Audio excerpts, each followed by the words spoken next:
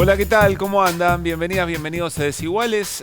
Noche de domingo por la televisión pública, ya más fresquito, ¿no? Ya se empieza a parecer algo más que un otoño posta, como nos lo han contado nuestros padres y madres. Bueno, ¿qué haces, Lucila? ¿Bien? Bien, muy bien. Bueno, estamos...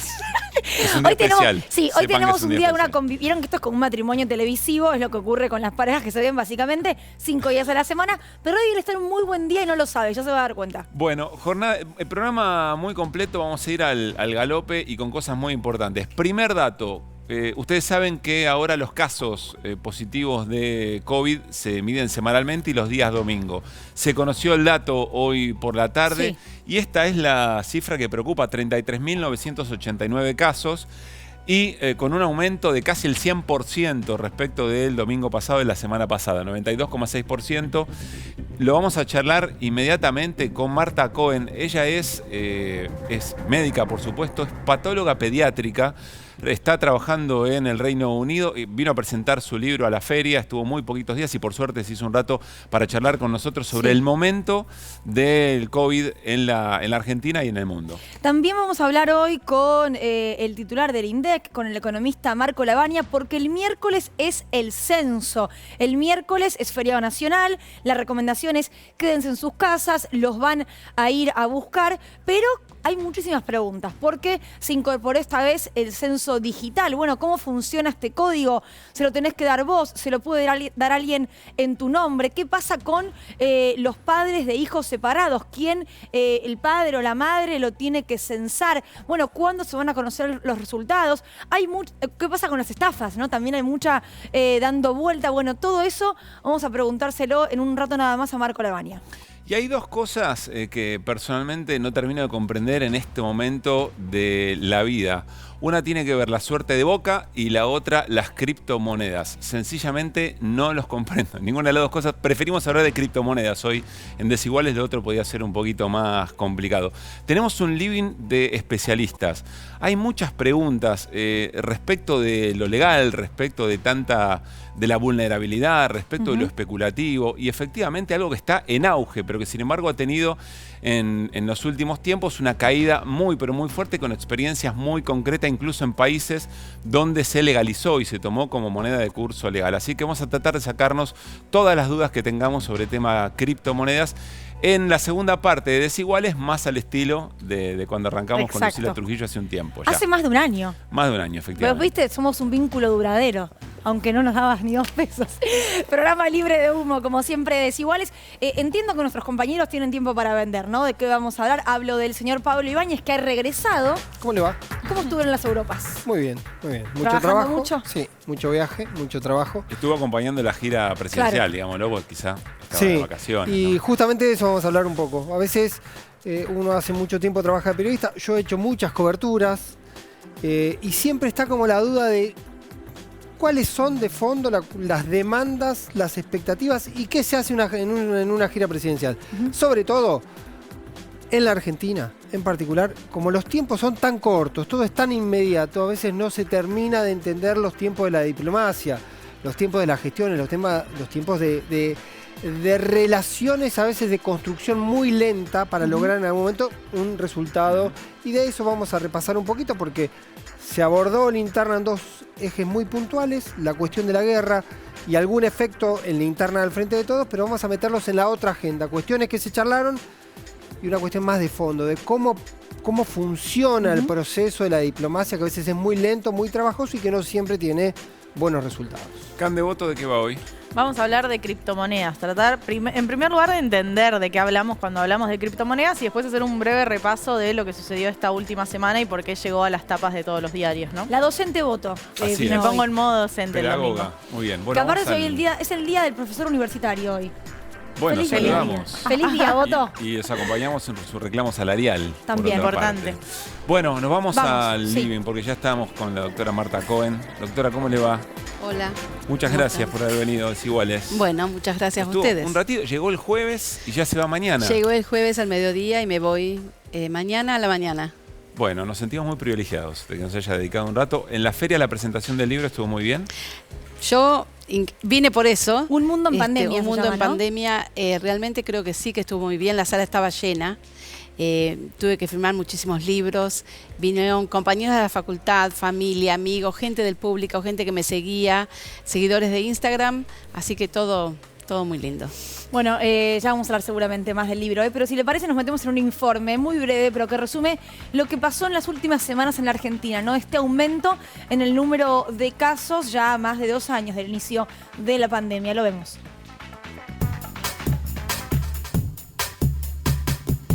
Estamos en una etapa de vigilancia diferente, con una notificación semanal, con 2 semanas de aumento del número de casos, pero un número bajo de casos. Vienen hace 3 semanas aumentando los casos en la Argentina y particularmente en la ciudad de manera muy sistemática. Las primeras semanas 20% entre semana y semana, esta última semana ya casi un 50% de aumento. Estamos en valores promedios de 1.200 casos por día. Están sucediendo 2 cosas en simultáneo que promueven esto. Primero, los fríos. Cuando hace mucho frío, la gente cierra las ventanas, entonces se contagia más fácilmente de algún virus que esté dando vueltas. Así hay que ventilar continuamente y usar barbijo en lugares cerrados. Y la otra cosa que sucede es que tenemos la variante BA2, que es una subvariante de la Omicron, 30% más contagiosa que la Omicron, que es la que produjo los rebrotes en todo el mundo. Y lo tercero, que al 4º o 6º mes suele bajar los anticuerpos, las defensas, con lo cual se combina todo eso y las olas aparecen cada 4 o 6 meses. Lo que antes se conseguía con 2 dosis, hoy se consigue con 3. La Omicron precisa una dosis más para conseguir el mismo efecto que antes. Entonces, la tercera dosis es importantísima en toda la población. A todo el grupo que le falta la tercera dosis se la tienen que dar.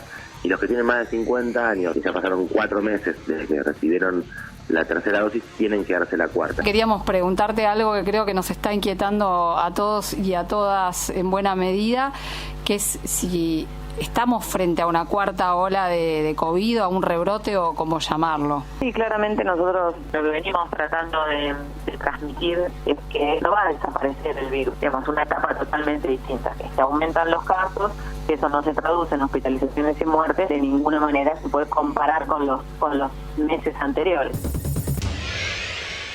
Muy bien, Marta. Bueno, en función de esta cifra, de lo que escuchábamos recién, ¿en qué momento, a tu criterio, de la pandemia estamos? Bueno, es un brote, obviamente. Los casos en el mundo están disminuyendo, pero no en Latinoamérica, no en África, no en China en este momento. Pero en el mundo están disminuyendo. Está disminuyendo, por suerte, la mortalidad. Ha disminuido un 25% en el último tiempo, cual es bueno. Pero sabemos que va a ir evolucionando hasta que se convierta en una endemia. Todavía estamos en pandemia, con brotes y rebrotes. Cuando yo estuve acá en enero, yo predije que esto iba a suceder, que iba a llegar aquí lo que pasó en Europa. Luego estuve en abril también, y en ese momento en abril todavía estábamos ahí con el brote de la BA2, que es lo que está llegando acá. O sea, constantemente Omicron o todos estos virus están haciendo nuevas sublinajes. Y esos, cuando toman prevalencia, es porque son más contagiosos. Es decir, en este momento en el mundo es 99,9% Omicron, y de esos la mayoría ahora es BA2. Por suerte, las vacunas siguen siendo eficaces. Ahora, importante entender que hay que seguir vacunándose. ¿Qué pasa especialmente con los menores de edad, ¿no? Donde pareciera que la vacunación es donde más quedó estancada en la Argentina, aunque hay buenos números? Bueno, los jóvenes que deberían recibir la tercera dosis, porque como decía ahí el ministro, Omicron necesita 3 dosis de la vacuna. Es decir, con Delta 2 dosis estaban bien, pero para Omicron se necesitan 3 dosis. Hay un gran porcentaje de los jóvenes que no han recibido la tercera dosis. Los niños deberían estar recibiendo la segunda dosis y la tercera dosis y vacunándose. Porque cuando a mí me preguntaban, ¿se deben vacunar los niños? Sí, se deben vacunar los niños. Primero, porque es una manera de enlentecer la transmisión de la infección. En segundo lugar, porque vos estás previniendo que el niño deba faltar a la escuela, porque se sienta enfermo, porque tenga COVID. En tercer lugar, porque el COVID prolongado, que se puede producir en un 10% de los niños, ya sabemos que es menos incidencia o menos posibilidad de tenerlo para los niños o para los adultos si están vacunados. Y ahora por esta nueva situación de la hepatitis. O sea, esta hepatitis de la cual estamos hablando en las últimas semanas, ¿puede tener algún tipo de relación con el Sí. COVID en niños? Sí, es lo más probable. Es lo último que salió. Bueno, ya veníamos en este camino identificándolo, yo te diría, desde hace unas 2 semanas. Ajá. Si vas a mi Instagram, @drmartacoin, ahí vas a ver que yo estuve subiendo. Pero bueno, hoy estoy subiendo un videito nuevo porque realmente hay un descubrimiento, una línea nueva de investigación. Marta, me preocupan 2 cosas en la escena cotidiana. Primero, que personas que tienen síntomas de COVID, que ahora dicen, bueno, no, es una gripe, no me tengo que testear, y no hay reacción de testeo, digamos, reflejo Sí. de testeo. Y segundo, que es más difícil testearse. Sí. Los centros de testeos van cerrando. ¿Te escuché alguna mirada crítica sobre esto? Bueno, esto es en el mundo, no es solamente en Argentina, en el Reino Unido, donde yo estaba muy orgullosa de la cantidad de 2 millones de testeos que se hacían, que distribuían los test gratis a la gente, ya se desarmó todo. Es un error. Es un error porque para ¿Por qué hacer es un la error? vigilancia epidemiológica constante y saber dónde hay casos, dónde hay una ciudad, por ejemplo en China, que hizo con Shanghai, que encontró que había muchos casos, cerraron la ciudad para hacer los testeos a todos. O sea, si no haces testeos, no tenés una vigilancia epidemiológica, no sabes dónde hay un aumento del número de casos, no sabes si hay una nueva variante, porque un 5% como mínimo de los positivos hay que hacer un análisis genómico para saber si estás en presencia de una nueva variante.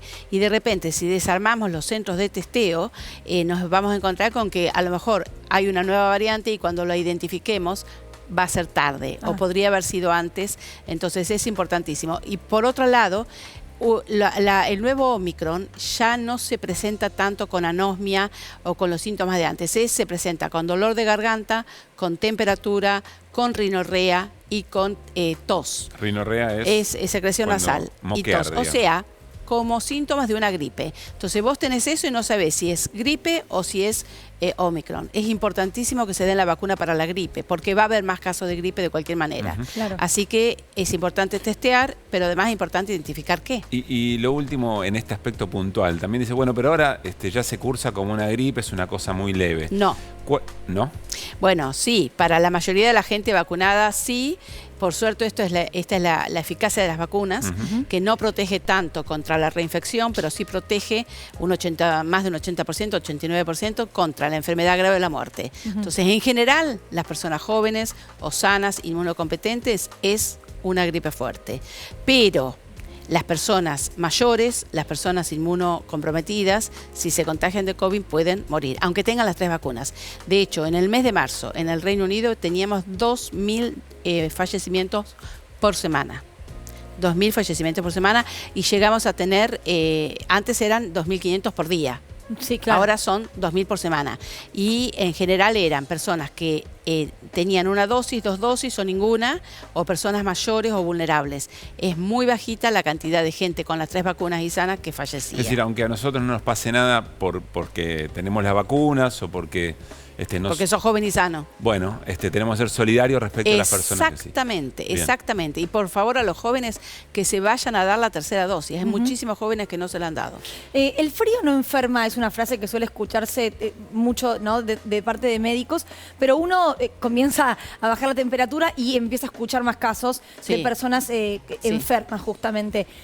¿A qué se debe? ¿No estamos ventilando como corresponde? ¿Nos bajan las defensas? Bueno, además hay una situación. Hemos estado 2 años y tantos meses en cuarentena, entonces nuestro organismo se ha debilitado en su sistema inmune y esto hace que este año va a haber en la Argentina más cantidad de gripes y más cantidad de enfermedades respiratorias, como lo tuvimos el año pasado en Europa o en el invierno en el europeo, invierno, claro. exactamente, a partir de diciembre. Así que esperen, por eso es muy importante que se den la vacuna de la gripe. Importantísimo, se pueden dar el mismo día las 2, la 3ª dosis o la 4ª dosis en un brazo y la vacuna de la gripe en el otro brazo. Si no, hay que esperar 4 semanas. Pablo. Marta, el otro tema tiene que ver con los cuidados, porque así como hay cierto relajo, a veces uno se imagina que hay o existe la intención de recuperar la normalidad y lo que se ha perdido muchísimo es el uso del barbijo. Antes establecía ciertas condiciones y los propios gobiernos han condicionado o han limitado muchísimo este uso. ¿Eso está bien? ¿Tiene que ver con acostumbrarse a vivir con eso o hay que ser un poco más rígido y volver a una idea de establecer parámetros más sólidos con el uso del barbijo? Bueno, yo a eso lo llamo responsabilidad individual. Es decir, es importante seguir cuidándonos, es importante si podemos seguir utilizando el barbijo.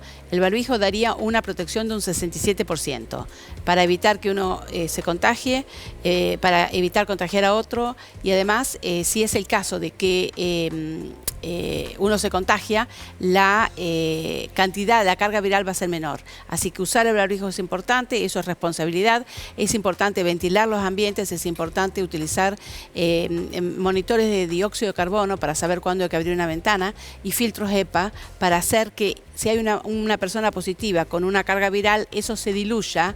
El ejemplo que dan es como tirar una gota de tinta de tintura en una bañera, se diluye. Claro. Así que hay que seguir cuidándose, pero además hay que invertir en esas tecnologías, en las escuelas, en las oficinas, etcétera. Pero, perdón, ¿pero está bien que el barbijo se haya convertido en algo opcional, su uso? Bueno, creo que tenemos que vivir una nueva normalidad. Esa nueva normalidad es, la gente ya está harta. Y además de eso, la salud mental de las personas se agobia. Entonces yo creo que el mensaje tiene que ser un mensaje que debemos ser responsables y, como vos decías, solidarios con el otro. Usar el barbijo por el otro, cuidarnos por el otro y porque somos responsables. Yo desde el principio hablé de responsabilidad individual con aceptación social.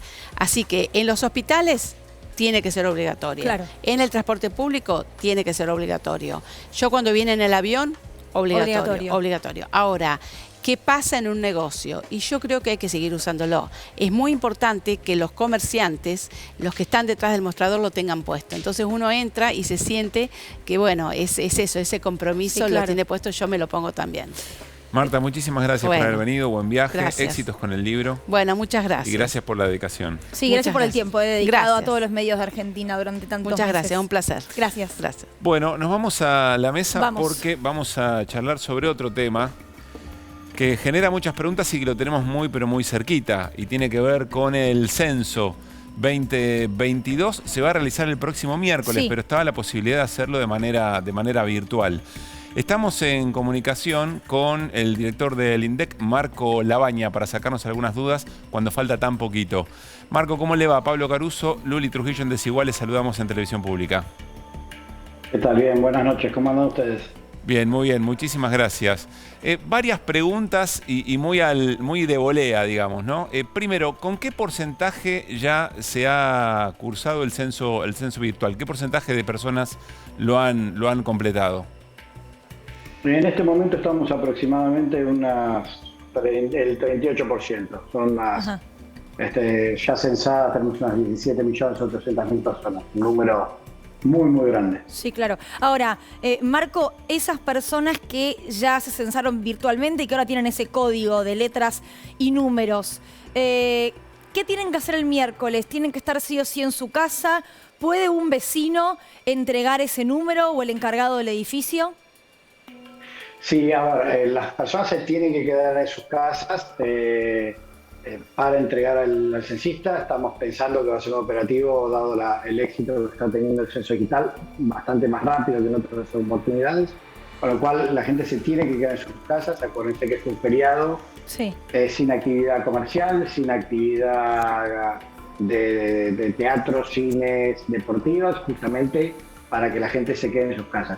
En el caso de aquellos que vivan solos y tengan que salir por cuestiones laborales, como por ejemplo temas de trabajadores esenciales, como puede ser el caso de usted, se lo puede dejar el vecino. No lo hagamos generalizado, porque después va a terminar pasando que no vamos a tener los códigos porque el vecino también se va a ir, ¿no? Es un día para quedarse en sus casas. Y hay alguna pregunta más. ¿Ese vecino al que uno por ahí puede dejarle el código, con el código alcanza o hay que dejar algún tipo más de información? Digo, ¿el censista cuando pida el código va a pedir algún otro dato?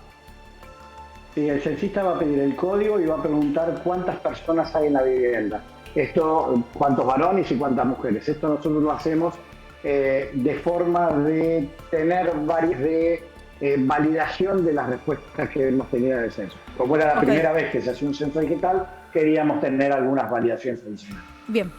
¿Qué importancia tiene el censo para sostener qué tipo de políticas? ¿Por qué es importante ser responsable el próximo miércoles con esta información?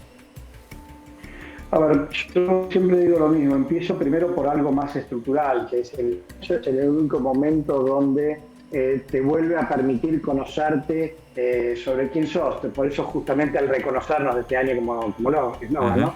Te permite reconocernos en nuestras diversidades culturales, étnicas, socioeconómicas, sociodemográficas. Esa es la foto de quiénes somos, ¿no? Y el tener una foto exacta de quiénes somos es lo que te permite pensar a dónde querés ir. Si no sabes quién sos, cómo estás, es muy difícil planificar a largo plazo para dónde vas. Entonces, eso significa eso, tener información muy precisa, no solo de cuántos somos, dónde vivimos, qué edad tenemos. Recién nos escuchaba hablar sobre las vacunas. Tener el número exacto de cuántos somos, los rangos etarios permitieran en los esquemas de vacunación planificar cómo era la distribución de vacunas. Claro. Entonces, hay información muy estructural que sirve para la vida cotidiana de todos nosotros, ¿no? Hasta la instalación de una nueva farmacia en una localidad sale de si hay cierta cantidad de gente o no en una localidad o no. Marco, vuelvo con las preguntas cortitas y al pie. Seguimos con las metáforas futboleras, ¿no? De volea, cortita al pie. No sé de qué cuadro es Marco Lavagna, pero por las dudas no voy a preguntar. La Independiente. Ah, bueno, está bien. No tenemos nada en este momento de Estamos todos afuera. Estamos todos afuera. Está todo bárbaro. Personas que tienen... Sí, para ustedes, no tanto, pero bueno. Bastante lío tienen, es cierto. Pero somos de Huracán y de Central, Marco, así que tampoco mucho podemos reírnos de los demás. El censista tiene que ingresar a la vivienda. ¿Se puede responder todo sin necesidad de que eso ocurra? Sí, se puede responder. Tengan en consideración que una entrevista de un censista para una familia de 4 miembros puede tardar la entrevista presencial 20 minutos. En el caso de las personas que hagan el censo digital, pueden tardar 40 segundos aproximadamente en darle escrito cuántos son y el censista se va. No, pero no hace falta que el censista entre a la vivienda. Bien. Parejas separadas, ¿quién registra a hijos, hijas? Tiene que registrarse donde la persona resida habitualmente. Y esto significa que pase 4 noches a la semana. Supongamos una pareja separada, si el chico pasa 4 noches o 5 noches en un lugar y después el resto en otro, se tiene que censar donde más tiempo pasa. Bien. Si pasa una semana en cada lado, bueno, ¿dónde va a pasar la semana del miércoles 18? Y ahí se tiene que censar. O sea, tienen que hablarse un poco entre los padres. Claramente. Sí, sería ideal para muchas otras cosas. Digo. Bien, Marco, y la última antes de pasar a nuestros compañeros con otras preguntas. ¿Cómo van a trabajar con las personas en situación de calle? Nosotros estamos el día de mañana iniciando un operativo a la noche, que es justamente para captar a las personas en situación de calle, que va desde las 6 de la tarde hasta las 2 de la mañana. Es la primera vez que se va a hacer un operativo de esta característica, así que bueno, esperemos que tengamos un buen resultado. Hay censistas especializados, hay un dispositivo particular que se arma para esta población. Cande Boto tiene una pregunta.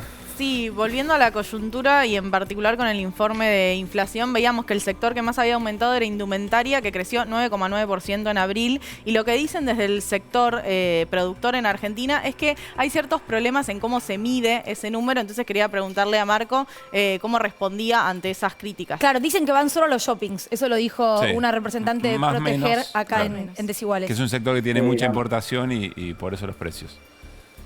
A ver, nosotros tenemos un nivel de captación de precios muy grande, captamos precios de marca, precios de no marca, los resultados del relevamiento fueron los que dan. Hay que tener en consideración que siempre en el mes de marzo, abril, es donde se da el cambio de estación y suele tener un pico.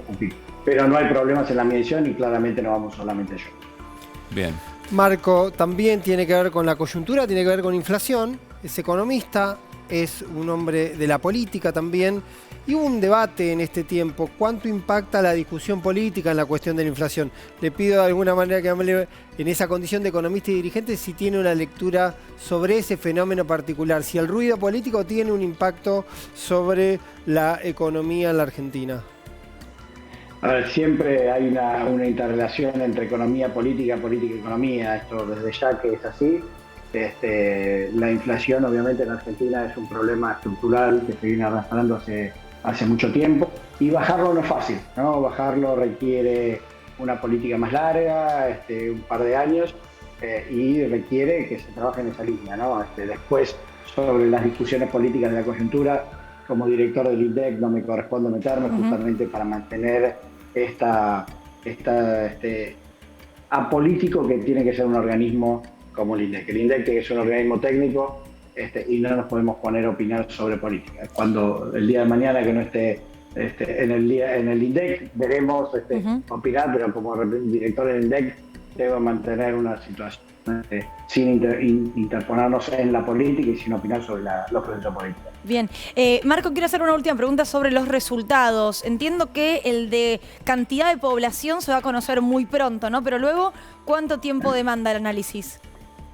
A ver, nosotros estamos previendo que a los 3 meses más o menos vamos a tener el dato de cuántos somos por sexo, por edad y por dónde vivimos. Eso va a estar muy rápido. Por sexo y cantidad de personas, que va a estar muy rápido. Eso va a ser a los 3 meses, a los 8 meses, primeros datos definitivos, al año y medio la totalidad de los datos. Esa noche o la mañana siguiente al día del censo tendremos un número muy general, muy estimativo de cuántos somos. Obviamente, digo, muy estimativo, va a ser un número para sacarnos la ansiedad, pero el dato consistido va a estar relacionado a 3 meses. Marco, lo están viendo todo el país a través de la televisión pública. ¿Algún consejo, alguna recomendación para la población para el miércoles? Primero que participe. Lo más importante, ya sea que hayan elegido la forma digital o la forma presencial, es que participen. Es el momento de volver a reconocernos, que es importante para ver hacia dónde vamos. Y después que sean precavidos en términos de las condiciones de seguridad. Todos los censistas van con pechera, con identificación. Bien. No se tienen datos financieros, datos de ingresos, todo eso que ha salido en estos días que se pedía no es así. Fíjense, pueden validar la identidad de los censistas. Queremos tener un muy buen censo en términos del dato, pero también un censo muy seguro. Marco, muchísimas gracias por tu tiempo. No, por favor, gracias a ustedes. Gracias. Muy bien, varias cosas muy interesantes. Más allá de que se le puede dejar a un vecino, se pide mucha responsabilidad, tratar de estar ese día. Es un día feriado, es un día no laborable.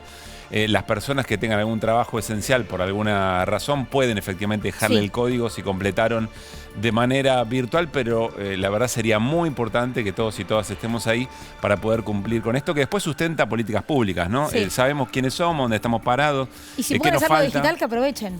Sí, es muy sencillo, En la Así página, pones en Google censo digital, automáticamente puedes ingresar, lo haces de tu celular, en tu casa tranquilo, le pedís a alguien y después ya se lo das al censista. Puede haber pasado desapercibido, pero lo que preguntó Can Devoto, creo que da para otra charla en otro momento. Nosotros aquí en Desiguales charlamos con la gente de Proteger, nos decían, no, está midiendo mal el índice. Vestimenta dio 9,9%, está muy arriba y en el ponderado creo que es importante. Es el más alto, el sector más alto dentro del IPC es 9,9, el mensual es 7, claro. Y viene siendo el segundo mes donde es el más varios, alto. creo que da 73% interanual cuando el promedio es 58%, es decir, no es una cosa de 3 meses o estacionario.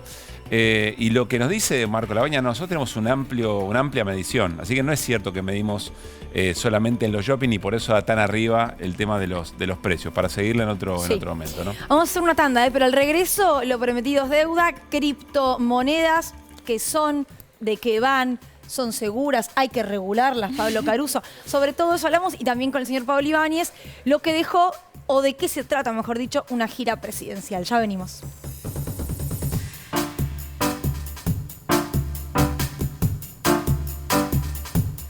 Bueno, muy bien, seguimos en Desiguales. Recuerden, llega el día del censo, momento de reconocernos. Quedan 3 días para realizar el censo digital. Entra en censo.gov.ar y completa los datos de todas las personas que viven en tu hogar. No te olvides, este 18 de mayo tenés que estar en tu casa para recibir a tu censista. Muy bien, vamos a estar todos en nuestras casas, por supuesto. Can Devoto, a ver, modo docente, ella que lo es. ¿Qué son las criptomonedas? ¿Qué pasó esta semana? ¿Por qué estamos hablando de esto? ¿Por qué estamos hablando de esto? Pero vayamos al qué son para entender de qué estamos hablando. Estamos hablando de criptomonedas que son un activo digital. O sea, son 100% digitales, no vamos a ver nunca una criptomoneda física. Ese es un punto importante en un país donde estamos tan acostumbrados al billete, papel, moneda, ¿no? Como activo digital está sustentado en una tecnología que es la tecnología blockchain, que como dice el nombre es una cadena de bloques y es una forma de guardar información en una gran cadena donde se audita colectivamente. O sea, ¿cadena de qué? ¿De datos? Cadena de datos. Es una criptografía, por eso se llaman criptomonedas, donde van quedando enlazadas esos datos, esos intercambios y esa creación de monedas. Ponele como un ADN. Como un Excel. Como una cadena de ADN. No, digamos como un Excel enorme con muchas pestañas donde va quedando guardada toda la información. Ahora es un caudal de información donde obviamente no entra en un Excel y la tecnología lo que posibilita es guardar toda esa información y auditarla de forma colectiva con distintas computadoras en todo el mundo. Bien. Nos vuelve la cabeza. Sí. Bien. Ahora, por un lado está su valor, que vendría a ser justamente el que se sustenta en esta tecnología blockchain, y está su precio, que tiene que ver con la oferta y la demanda del mercado y que tiene que ver con su faceta de activo digital. Hasta acá vamos a lo abstracto de qué es una criptomoneda. Sí, a mí quiero decir algo, quiero ser honesto. Hasta acá con todo lo que dijiste no pongo un mango en todo esto que me estás diciendo. Yo no te estoy pidiendo un solo plata. peso. Ok, vayamos a Bitcoin. Quizá porque no lo entiendo, quizá porque no termino de entender ese valor o ese precio es producto de qué cosa concreta, de qué esfuerzo de trabajo. Bueno, en el mundo una cosa es el valor y otra cosa es el precio. El valor tiene que ver con una nueva forma de poder guardar información, ¿no? Entender la información como un activo y a la blockchain como una tecnología que permite guardar información y auditarla de una manera colectiva, no hay una institución. No es que hay un país Tecnología que que puede servir para un montón de cosas. Para un montón de cosas. Entre otras, generar criptomonedas. Entre otras, generar criptomonedas. Bien. Bitcoin, que es la primera, que es la que genera esta tecnología, se considera un poco como el oro digital. Se nació como para pensarse como una moneda, como el efectivo, pero en realidad terminó siendo más un activo financiero. O sea, se maneja como un activo financiero, por más que como no sea una de las acción, finanzas digamos, tradicionales. como algo en lo que uno invierte y está ahí medio... Sí, la realidad es que en su evolución terminó funcionando como una forma de invertir plata en un contexto, también pensemos que esto nace en 2009, donde estaba toda la crisis del 2008, la crisis de las finanzas tradicionales, y esto nace como un mundo aparte donde se abren otras posibilidades. Lo más interesante es justamente la falta de institución o país que esté detrás, entonces se audita a través de sus propios usuarios. Interesante 2 puntos. Interesante 2 puntos. Interesante, pero el hecho de que no haya nada regulando y que no haya una institución efectivamente observando qué es lo que pasa es muy riesgoso también, ¿o no? Sí, regulando en el sentido de que vivimos en un mundo donde las monedas son parte de los estados y tampoco están respaldadas en oro como sucedía antes, sino que están respaldadas en los activos de los propios países. Y eso también tiene sus propios problemas. Entonces esto está pensado por fuera de las fronteras, una moneda que podía ser universal y que también podía ser privada, porque yo si tengo un Bitcoin, esa información está registrada en la blockchain, pero no dice mi nombre y mi apellido, sino que dice un número criptográfico, usa la criptografía. Claro. Entonces permite esa privacidad que da el efectivo de, bueno, nadie sabe dónde pongo la plata. Con lo bueno y con lo malo. Nadie sabe dónde pongo la plata, también me abre otros interrogantes. Pero es el gran sueño de los libertarios, por ejemplo. Pero de libertarios tanto como de derecha como izquierda. Bitcoin cuando nace con una perspectiva de revolucionar el mundo, no tanto de las finanzas, sino de las monedas, como pensar nuevas formas de intercambio entre las personas. Eso es lo interesante. Digo, nace medio como utópicamente, pensando en revolucionar lo que tenemos hoy en día. Claro. Ahora, después ahí vas a encontrar lo que sea en el mundo cripto, ¿Y de todos lados. ¿Y qué pasó estos últimos días? ¿Por qué fue novedad esto de... bajó el valor de la criptomoneda? Digo, ¿por qué? Bien, ahí estábamos con Bitcoin, que es como la estrella. Después, a partir de esto, yo decía, es la creación de una tecnología. Van a nacer 1 millón de criptomonedas. Y dentro de ese 1 millón de criptomonedas van a estar las stablecoins o criptodólar, que son monedas que tratan de seguir la paridad con el dólar o con otro activo. Puede ser con petróleo, puede ser con oro, puede ser con otras criptomonedas, ¿no? Es tratar de conseguir algo que emule como un CDR en el mundo de las finanzas que emule la evolución de otro activo. ¿Qué es un CDR? Un CDR es un título que se maneja en las finanzas de Argentina, pero que sigue la evolución de una acción en Estados Unidos. Bien, como un cable a tierra. Yo acá estoy como un cable a alguna tierra. conexión Yo a lo soy el real. sticker de Sí. WhatsApp de la mujer rubia con las cuentas en la cabeza. O sea, yo creo que para mí tienen que poner ese emoji en la cara durante la próxima media hora. Bien. ¿No? No, vamos. Ok, O dale. sea, es un mundo que se abre, sí, Te estoy es medio siguiendo, volador te de estoy cabeza, siguiendo. es medio volador de cabeza. Sí. Pero lo importante de las stablecoins es que creció mucho el uso últimamente. ¿Por qué? Porque estamos en un momento de incertidumbre mundial con la guerra de Ucrania y demás cuestiones e inflación mundial. Entonces, mucha gente se fue para las stablecoins. Ahora, no todas las stablecoins son iguales, o los criptodólares. No es lo mismo que esté, que yo te diga, acá hay un criptodólar y hay un dólar detrás en una cuenta bancaria, como podría haber sido en la convertibilidad cuando nos decían, bueno, un dólar, un peso, o que yo te diga, bueno, acá hay un dólar que en realidad está sustentado en otra criptomoneda y yo hago un mecanismo para que estén siempre a la Las par. dos criptos juntas. Las dos criptos juntas. Entonces lo que pasó esta semana es que se rompió en uno de esos criptodólares esa paridad. Y se rompió esa paridad y hubo como una corrida, como hay corridas cambiarias, como hay corridas bancarias, hubo una corrida porque justamente falló la tecnología. Entonces la gente que tenía ese activo dijo, che, yo de acá me las Bueno, pico. la pregunta que yo tengo, no sé si ya podemos ir al living, porque es la pregunta que me da con lo que explica Cande, y es, entonces esto es un riesgo. Es una inversión que puede salir bien o puede salir mal. En términos de finanzas tradicionales, todas las criptomonedas son riesgo moderado alto, porque tienen Claro. mucha volatilidad. No es algo que es súper seguro, que vos digas, bueno, sí, me voy a hacer millonario. Nada que te diga voy a ser millonario es cierto. Vamos. Bueno, vamos a sacarnos algunas Dale. dudas a nuestro living de especialistas. ¿Cómo andan? ¿Qué dicen? Muy bien. Muchas gracias por haber venido. Lucila, vas a hacer la presentación formal porque yo Bueno, me olvidé la presentación en la Bárbaro. mesa. Estamos con Nicolás Boskin, él es economista, con Manuel, y me anoté exactamente cómo se menciona el apellido, Boudrois, que es CEO de Velo App, que es una app de criptos que ahora nos va a explicar bien Manuel, y con Tomás Pomar, que es abogado y es compilador del libro Criptomonedas y Soberanía. Yo digo un poco a modo de chiste, un poco a modo de verdad, que soy el sticker que se hace preguntas, pero entiendo que mucha gente del otro lado por ahí también. Incluso gente que por ahí alguien le dijo, che, compramos una cripto y la compró, aún sin entender bien de qué va. Para el que está del otro lado, ¿es un activo? ¿Es una timba? ¿Es un resguardo para un ahorro que uno tiene? ¿Se puede apostar toda la guita en criptomonedas? ¿Quién quiere responderme esto? Es todo, Bien. es todo. Es todo eso. Es todo, porque depende cómo lo experimentes, para qué lo utilices. Ella hablaba, le pongo un 8 en la explicación. Muy bien, Cande. Hay un par de A mí me cositas gustan ahí los que pies, después lo podemos ver, pero el blockchain es una base de datos, o sea que se guarda la información. La gente utiliza Bitcoin como una forma de especular o una forma de resguardar valor, propiedad. O sea, cuando vos pensás que compras un Bitcoin, estás comprando una licencia para poder gastar algo. ¿Ok? Igual que compras la licencia para utilizar un software. Entonces, vos podrías guardar tu propiedad en el tiempo y que sea inconfiscable, sin que venga un gobierno o una empresa a sacarte esa propiedad. Entonces, pensando en la gente que está en Ucrania, en el medio de la guerra, si sus ahorros los tienen en vez de en la moneda, digamos, de Ucrania, que no la sé, soy un burro, pero digamos, si lo utilizas en Bitcoin, podría estar mucho más seguro de justamente el resguardo de ese valor, independientemente de lo que es la variación del precio en el tiempo, ¿no? Que eso, cuando vos ves desde el nacimiento en 2009 hacia la fecha, creció más de 100.000%, ¿no? Entonces, obviamente tenés traders que lo utilizan para especular, tenés gente que ahorra en criptodólares, porque tenés la posibilidad de tener dólares sin tener una cuenta bancaria. Y esto en un mundo del 50% de la gente. ¿Y se puede salir de ahí? Digo, ¿cómo hago para salir? Oye. Digo, ponle que yo invertí. Sí. ¿Cómo hago para recuperar ese dinero?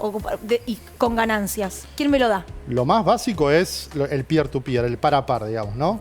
Vos te juntás en un bar con una persona o a través de plataformas y decís, te mando los pesos, me mandás el equivalente en un Yo criptodólar. tengo una pregunta parecida. Si la cosa va mal y yo quiero el dinero que puse y no me lo pueden dar, ¿a quién le reclamo? A nadie.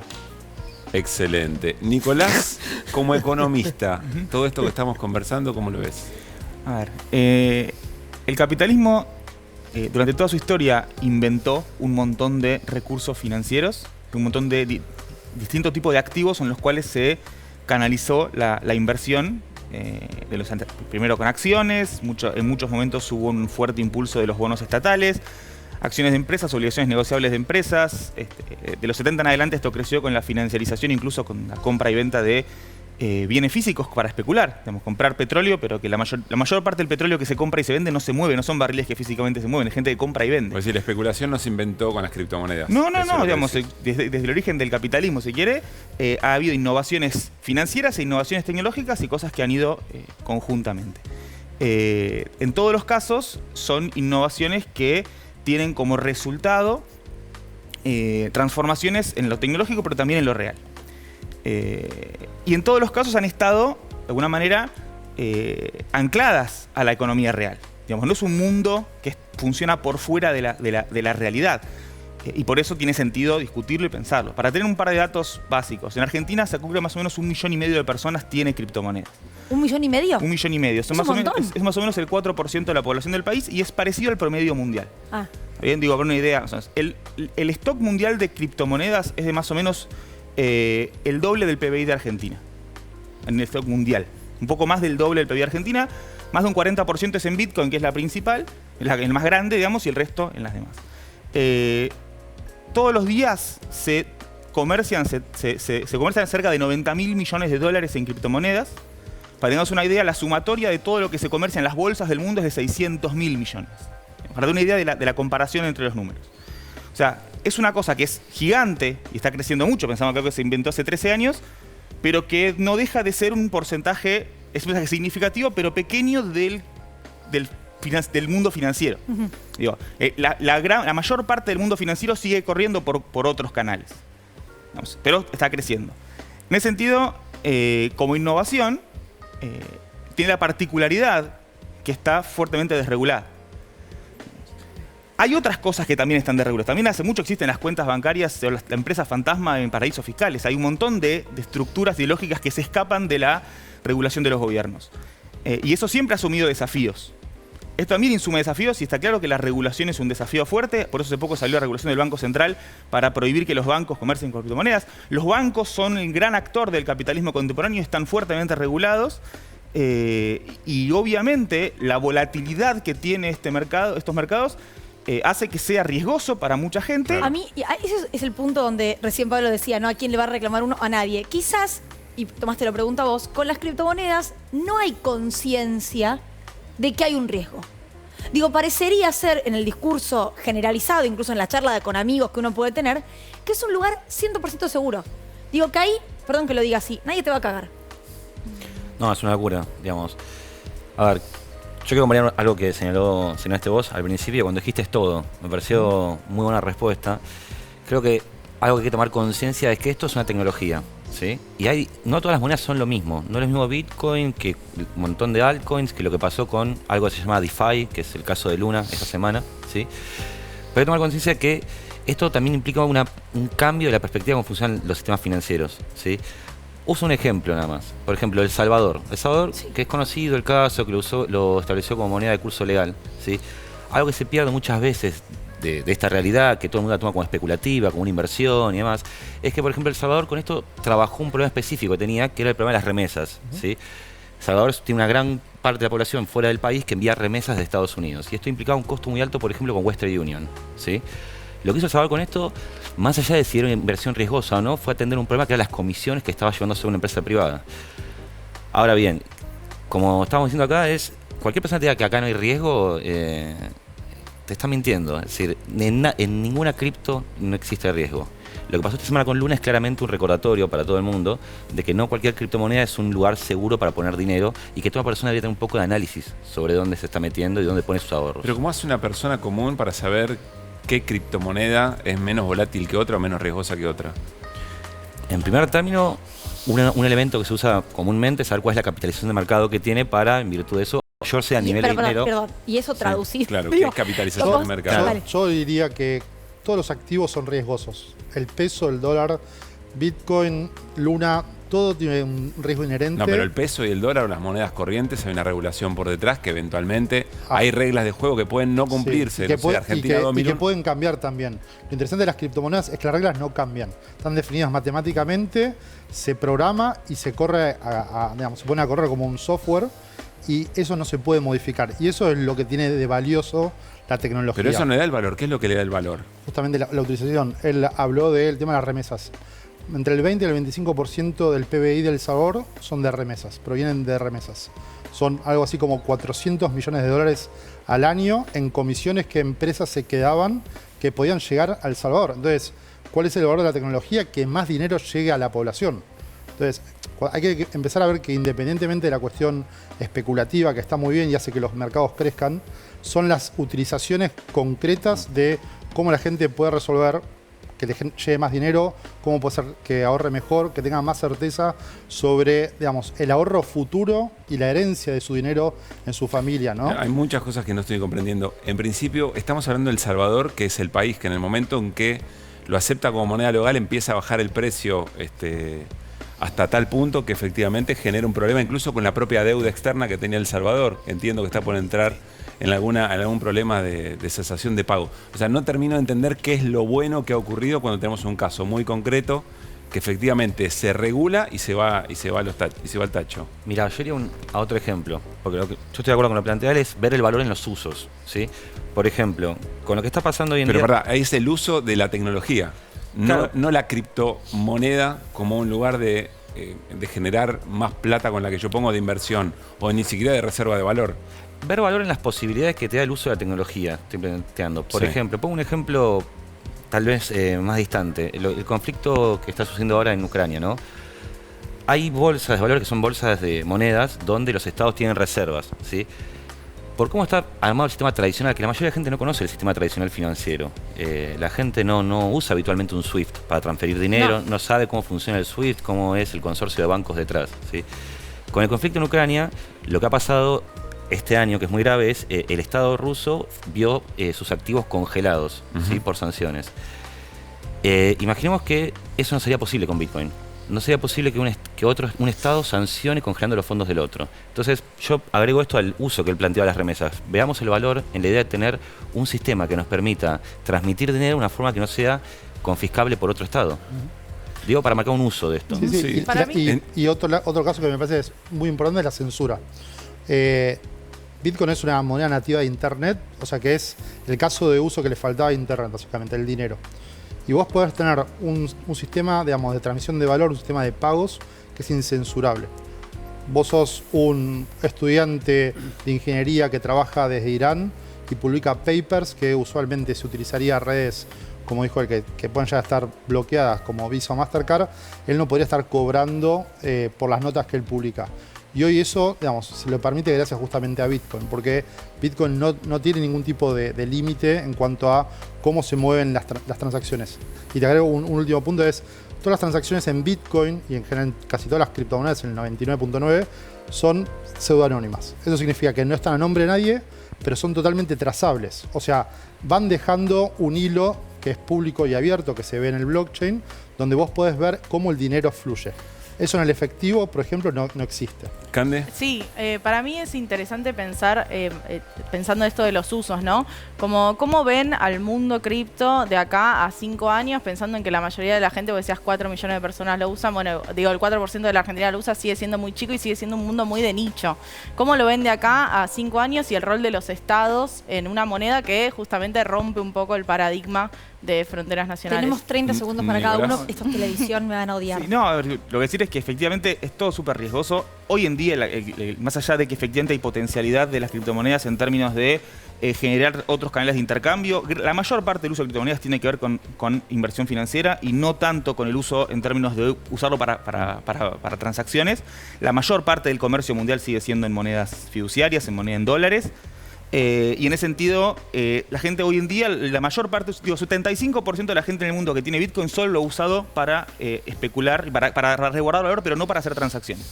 Eso quiere decir que es una moneda, que es algo que tiene potencialidad de funcionar en todo caso como activo, como un medio de intercambio, pero lo cierto es que funciona como un activo financiero recontra volátil, que ha tenido un ciclo en general de mucho crecimiento en los últimos años. Efectivamente, para quien compró bitcoins en el año 2009, hoy ha multiplicado sus ingresos. Crecimiento especulativo. Todos los activos financieros lo que hacen es redistribuir un excedente que se ha producido en la economía real. Entonces, el Bitcoin no produce valor por su cuenta, sino como ningún activo financiero. Es una distribución del excedente que se produce en la economía real. A veces esos mercados financieros pueden llevar a mejorar los canales para que efectivamente se genere ese mayor excedente, ese mayor producto. ¿Hasta qué punto el Bitcoin ha permitido que se genere mayor excedente o hasta qué punto simplemente ha buscado formas de redistribuir ese excedente? Es una discusión y en todo caso puede cambiar. Yo proyecciones no hago, pero bueno, digo, entendido para entender esa lógica. Manuel, Tomás. A ver, estamos viendo el nacimiento de una tecnología. Internet se inventó en el 72 aproximadamente, estamos en el 2022, pasaron casi 50 años, estamos recién en el primer tramo. Esto básicamente es la tecnología que va a permitir que el PBI de Internet y de lo que es la economía del conocimiento explote en un par de años. Vos decís 5 años, a escucharnos seguramente hablar de metaverso, digamos, la gente va a estar mucho más online, se va a generar mucha más economía más allá de lo que son las fronteras, digamos, locales y geográficas de los países. Internet, como lo conocemos, seguramente va a cambiar y esta tecnología va a permitir que haya más comercio, por ende más riqueza. Tomás. Y mostramos tu libro ahí, Tomás, que lo trajiste, si querés. Sí, tengo uno te lo iba a regalar, te dije ahí cuando estuvimos charlando, pero Criptomoneda y Soberanía lo presentamos. Dáselo, me parece que está bien. Lo presentamos mañana en la Feria Internacional del Libro. Mira. En el Salón Rodolfo Walsh, 18:30 horas. Va a haber un debate entre varios autores que escribieron. Todo el mundo invitado, va a ser un debate bastante rico. Están invitados formalmente en este simple acto. Te lo cambio por una tarjeta de velo. Vale, está todo hecho. Está todo hecho. ¿Cómo veo el futuro de cripto? Yo creo que lo más interesante del mundo cripto y la tecnología que propone es cómo nos obliga a revisitar viejos debates que estaban aplacados. Recién hablábamos un poco de Ucrania, ¿no? Por ejemplo, en el sistema financiero tradicional, algo que nunca tomamos conciencia es que cada vez que uno hace una transferencia internacional es imposible no pasar por Nueva York, por ejemplo. De eso sucede en Estados Unidos, que es la forma de aplicar sanciones, sea a empresas o a estados soberanos, ¿sí? Entonces, algo que estaría buenísimo para enriquecer este debate es que muchas veces cuando se habla de cripto se piensa que uno habla de un lugar ideológico o está en un lugar. Pero cuando uno ve de afuera, ve, por ejemplo, que en el sector internacional el Fondo Monetario está en contra de esto, el Estado venezolano está usando tecnología de cripto, el Estado iraní está usando tecnología de cripto, cuando acá pensamos que es una postura de derecha defender cripto. Entonces, el tema es extremadamente complejo. El tema es la desregulación y el corrimiento del Estado. Eso es lo que sí me parece que tiene componentes ideológicos concretos, pero bueno. Da para un montón. Sí. El tema yo te pregunté ahí, ¿de qué Estado? ¿De cuál Estado? No, después podemos discutir las regulaciones. No, Caruso. Esa es la vida política, digamos. No, pero seguro, acá me parece el reino de los libertarios. Pero bueno, lo podemos... Regulación penal y comercial ya estaba aplicada. Sí. Yo te cuento algo. Nosotros en este libro... es una cuestión que nos ha sucedido muchas veces. Cada vez que hemos hecho mesas, reuniones, debate, tenemos que presentarnos diciendo, aclaro que no soy libertario. Nos ha pasado a todos los que hemos escrito en este libro, escribe Mónica Peralta Ramos, José Desbatel, además, nos pasa mucho esto, por eso te hacía el planteo internacional. Acá nos dicen, tenemos que presentarnos, no soy libertario, estamos dando una discusión política, cultural, jurídica, pero si vas afuera, ves Estado venezolano que tiene una superintendencia de criptoactivos. Entonces es mucho más complejo el tema, es muy rico. Bueno, prometo que vamos a hacer un living enfocado a eso. Así me saca mis prejuicios, que los tengo en muchos, como habrán notado. Muchas gracias por haber venido. Si alguien me quiere regalar una cripto, estoy. Bueno. Solo aviso. Está muy bien. Gracias. Nos quedamos acá. Pablo Ibáñez.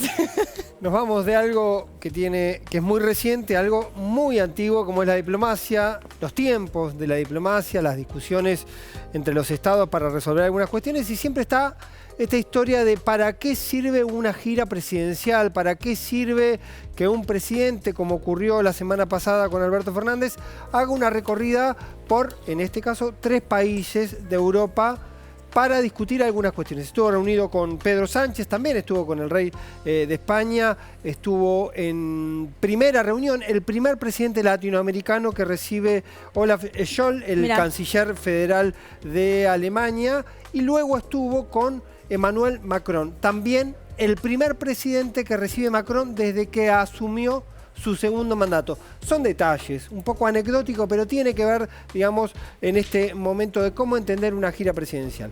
¿Por qué es importante leer o mirar lo que ocurrió esta semana? Porque las giras anteriores, ustedes las recordarán, tenían muy fuerte la presencia del Fondo Monetario Internacional. Cada viaje de Alberto Fernández al exterior tenía que ver con el Fondo Monetario Internacional, explicar la situación de la Argentina, explicar la intención de la Argentina, buscar socios, con Cande lo hemos hablado en algún momento, buscar acompañamiento para la negociación del fondo. En este momento que no hay un tema tan urgente, ¿qué es lo que va a discutir? ¿Qué es lo que fue a charlar Alberto Fernández a Europa la semana pasada? Bueno, ahí hay dos cuestiones importantes que tienen que ver con la coyuntura. Uno es la guerra de Ucrania, que estuvo presente en toda la gira, en todas las conversaciones.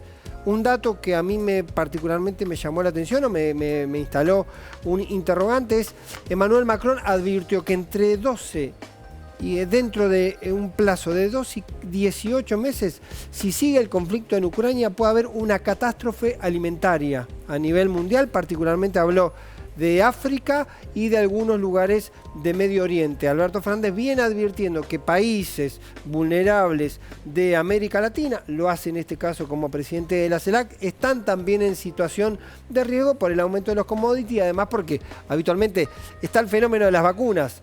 Cuando hay un faltante internacional, en general, las potencias se sobreestoquean. Se sobreestoquean. Ocurrió en aquel momento, me acuerdo, Canadá tenía 6 vacunas por habitante, mientras algunos países prácticamente no tenían Alemania ninguna. viene hablando de hambrunas directamente. Bueno, para 2023. Alemania hizo en sí mismo una relación respecto a la energía, al gas.